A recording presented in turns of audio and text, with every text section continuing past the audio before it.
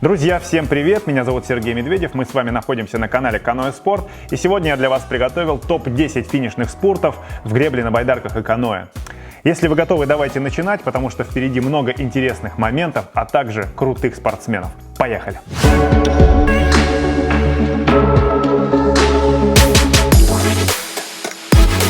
Первый спортсмен, которого я хотел представить, это Том Липшер из Германии.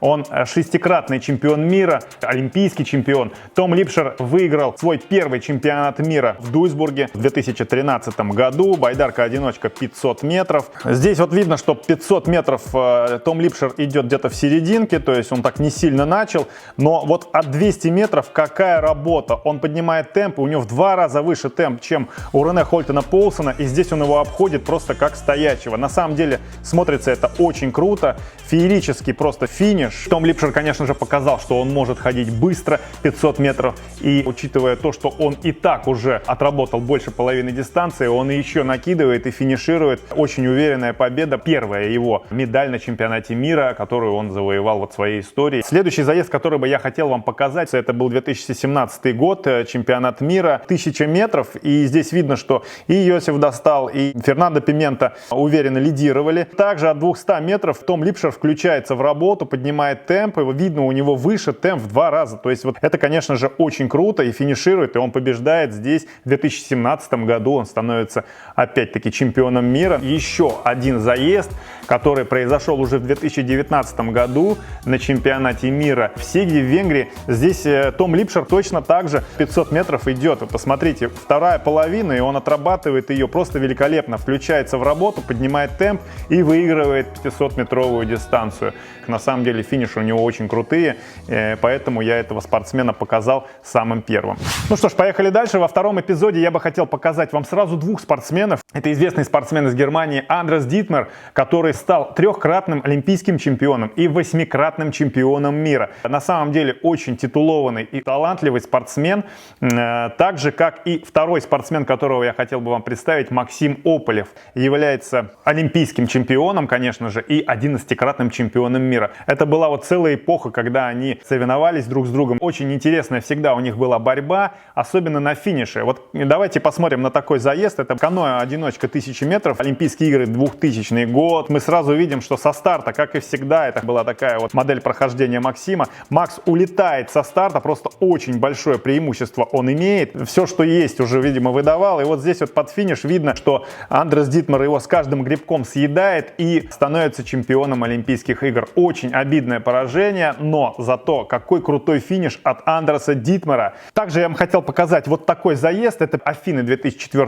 года. Олимпиада в 500 метров, каноэ-одиночка. Очень крутой заезд. Здесь также Макс срывается со старта, улетает от всех и имеет большое преимущество. Больше 1,5 даже корпуса. Он лидирует. И вот посмотрите, что происходит. Его начинают догонять Каль и Дитмер. И на финише Дитмер становится олимпийским чемпионом. И супер крутой финиш, конечно же, у Дитмера и у Каля. Но, тем не менее, дорогие друзья, я бы хотел вам сказать, что Макс Ополев все-таки стал олимпийским чемпионом. И в 2008 году, это Пекинская Олимпиада, каноэ-одиночка 500 метров. Тактику прохождения Максим изменил, и он взял старт где-то в середине, и полдистанции прошел вот в середине заезда. То есть не торопился никуда, совершенно хладнокровно удержал средние позиции, и от 200 метров Макс включается в работу, поднимается темп, и он выигрывает очень уверенно где-то корпус лодки. Вот это победа заслуженного олимпийского чемпиона. Макс, ты красавчик, тебе и другу твоему из Германии большой привет. Друзья, и вот третий финиш очень крутой, я думаю, все вы его знаете и помните.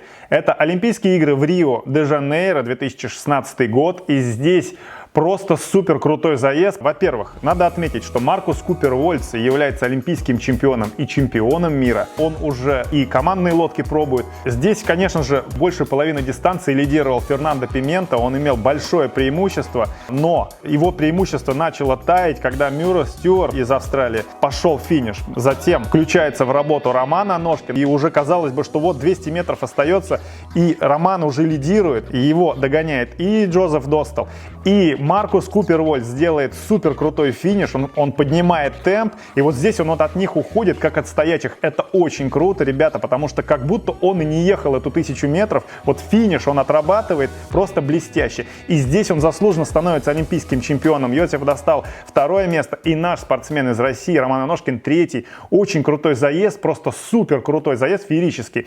Хочу сказать, что вот он заслуживает реально отдельного разбора, поэтому мы его вот вынесли вот так вот и показали. Ребята большие красавцы, поэтому лайк этим спортсменам прямо сейчас не забудьте поставить. Ну вот, переходим к 4 месту. Здесь бы я хотел отметить очень крутую спортсменку. Это Лиза Кэррингтон из Новой Зеландии. Она действительно по праву является сейчас сильнейшей спортсменкой, потому что последние все соревнования она побеждает и выигрывает очень много. Является 2-кратной олимпийской чемпионкой в настоящее время, а также 10-кратной чемпионкой мира. Она ходит все, то есть она и 200 метров идет, и 500 метров ходит. Рио-де-Жанейро 2016 год, 200 метров, байдарка-одиночка женщины. И здесь, конечно же, Лиза Кэррингтон. Кто же еще? И здесь мы видим плотная борьба, но Лиза Кэррингтон с каждым грибком отрывается вперед, делает небольшой задел, и полкорпуса лодки она выигрывает и становится олимпийской чемпионкой. На этой же Олимпиаде на 500-метровой дистанции Данута Козак одерживает уверенную победу, надо отметить. А в 2017 году на 500-метровой дистанции Ольга Худенко из Белоруссии одерживает победу также на 500-метровке и в плотной борьбе побеждает Лизу Кэррингтон. Однако, друзья, я хочу сказать, что в 2019 году на чемпионате мира Лиза Кэррингтон выиграет сразу 2 дистанции, это и 500, и 200 метров, и выигрывает неприлично много, то есть очень большие отрывы, и это говорит о том, что она готова очень хорошо, она в супер крутой форме, выигрывает много и даже бросает на финише, потому что преимущество очень большое. В этом году впереди много интересных соревнований, поэтому мы будем наблюдать за девчонками. Не пропустите, следите за новостями на Каноэ Спорт. Ну что ж, идем дальше. И следующий спортсмен, которого бы я хотел показать, это известный, легендарный спортсмен из Норвегии Кнут Холман. Кнут Холман является 3-кратным олимпийским чемпионом, а также 4-кратным чемпионом мира. За свою профессиональную карьеру он чистый одиночник. Вот я на самом деле не видел даже вот его в командных лодках, поэтому вот я думаю, что это его и делает таким уникальным байдарочником. Он очень техничный, по сей день является настоящим эталоном мировой гребли. Кнут Холман ходил и 1000, и 500 метров, поэтому прохождения у него были всегда очень ровными, но тем не менее я нашел несколько финишей красивых, чтобы показать вам, как же все-таки красиво ходил Кнут Холман. Байдарка-одиночка 1000 метров, Сидней, Олимпийские игры, дан старт, и вот здесь мы видим, что Кнут Холман начинает достаточно спокойно, и с середины дистанции он делает вот просто один вдох, поворачивает голову направо, на Карреру смотрит и уходит от него просто в точку. Красивая техника, и он показывает супер крутое мастерство. Кнут Холман лучший, и здесь он становится олимпийским чемпионом. На следующий день, также на этой Олимпиаде, это 500 метров, был сильный ветер, большие волны, и здесь вот Михаил Колганов делает большой отрыв, и вот видно, что он выигрывает по дистанции очень много. Ветер очень сильный. Кнут Холман на второй половине включается в работу, также делает супер крутой финиш и становится олимпийским чемпионом. Настоящий герой своего времени. Одно удовольствие смотреть его заезды. И чемпионаты мира, и Олимпийские игры он выигрывал и становился чемпионом. Поэтому Кнут Холман, он настоящая звезда и легенда мировой гребли. Идем дальше. 6-е место в нашем видео. Я бы хотел рассказать про Себастьяна Бренделя. Это очень талантливый спортсмен из Германии. Себастьян Брендель является 3-кратным олимпийским чемпионом, а также 12-кратным чемпионом мира. Техничный такой спортсмен и действующий чемпион мира. В финальном заезде каноэ-одиночки на 1000 метров в Чехии Рачице Мартин Фукса сделал себе большой задел. Он достаточно много выигрывает по дистанции. Себастьян Брендель его догоняет, и вот остается 200 метров, и он его просто с каждым грибком съедает, обгоняет, и вот полкорпуса лодки он выигрывает, и здесь Себастьян Брендель становится чемпионом мира. Крутой, захватывающий заезд, смотрится это очень зрелищно, поэтому если не видели этот заезд, обязательно посмотрите. В 2016 году Себастьян Брендель стал олимпийским чемпионом. Здесь можно посмотреть его схватку с Исакиасом Куэросом, это спортсменом из Бразилии. Сейчас в последнее время они в основном и борются между собой, но уже в 2019 году Исакиас выигрывает чемпионат мира на дистанцию 1000 метров каноэ-одиночка и выигрывает ее с большим преимуществом. Себастьян Брендель в этом заезде, к сожалению, не попадает даже в призы. Однако на этом же чемпионате мира на 500-метровой дистанции вторую половину отрабатывает и уходит от своих соперников и становится чемпионом мира. Очень красивый заезд. заезд. Очень крутой спортсмен и просто настоящая легенда. Идем дальше. И 7-я строчка в нашем сегодняшнем выпуске — это Невин Харрисон, спортсменка из Соединенных Штатов Америки. Кстати говоря, она начала заниматься всего-то в возрасте 12 лет, а в 17 лет она стала чемпионкой мира. Девчонки, видно, что они очень подтянулись, и женское каноэ уже интереснее гораздо смотреть. Здесь есть борьба. Всем известно, что оно будет дебютировать на Олимпиаде в Токио. В этом заезде видно, что Невин Харрисон уже со старта сделала небольшое преимущество. На финише сделала удачно подкат, и становится она здесь чемпионкой мира впервые. Действительно, это было неожиданностью не только для нее, но и для всего мирового сообщества. Конечно же, вы скажете, это потому что не было известной Лоуренс Винсент Лапойнта. Наверняка вы знаете, что ее дисквалифицировали за нарушение антидопинговых правил. Она пропускала, конечно же, эти соревнования, но ей удалось доказать в суде, что допинг попал к ней совершенно случайно. Она об этом не подозревала, потому что она занималась любовью со своим молодым человеком. Следующий спортсмен, которого бы я хотел показать, это известный спортсмен из Канады Адам Ван Коверден. Очень быстрый спортсмен, надо сказать, он ходил и 500, и 1000 метров. Он является олимпийским чемпионом и чемпионом мира. Вообще в те времена было очень много крутых заездов, потому что там был и Андрес Густавсон, и Эрик Верес Ларсон, и Тим Брабанс. Всегда эти соревнования было интересно смотреть, были крутые батлы между этими ребятами. Ну и вот здесь вот мы можем посмотреть, как Адам Ван Коверден выигрывает свою первую олимпийскую медаль на Олимпийских играх в Афинах 2004 года. Байдарка-одиночка 500 метров. Вот так красиво он идет по дистанции, имеет преимущество и выигрывает около корпуса лодки. Просто настоящий красавец, олимпийский чемпион. Также посмотрите заезд чемпионата мира 2011 года из Сегеда. Здесь Адам Ван Коверден имеет просто, реально нескромное преимущество. Он просто, 5 корпусов лодки. Большое преимущество, и здесь он становится чемпионом мира, выигрывает очень много. Талантливый спортсмен. Ну а мы идем дальше и переходим к 9-му месту. В этом видео не могу не рассказать про известную спортсменку из Германии. Это Биргит Фишер, которая становилась олимпийской чемпионкой 8 раз. А также, ребята, представляете, внимание, 28 раз она становилась чемпионкой мира.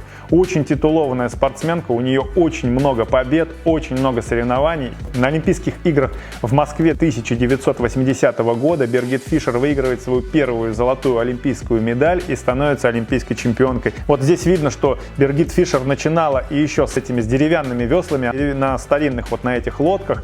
И для контраста я вам хотел показать, что Фишер также успела погрести на современных, на новых моделях лодок. Талантливая и легендарная спортсменка всех времен и народов. Также я хотел бы отметить, что на Олимпиаде в Афинах 2004 года Биргит Фишер становится настоящим символом для всей сборной Германии. Байдарки-четверки, они становятся олимпийскими чемпионками. Поэтому, друзья, если еще не поставили лайк под этим видео, поставьте его прямо сейчас, потому что Биргит Фишер по-любому заслуживает пальца вверх.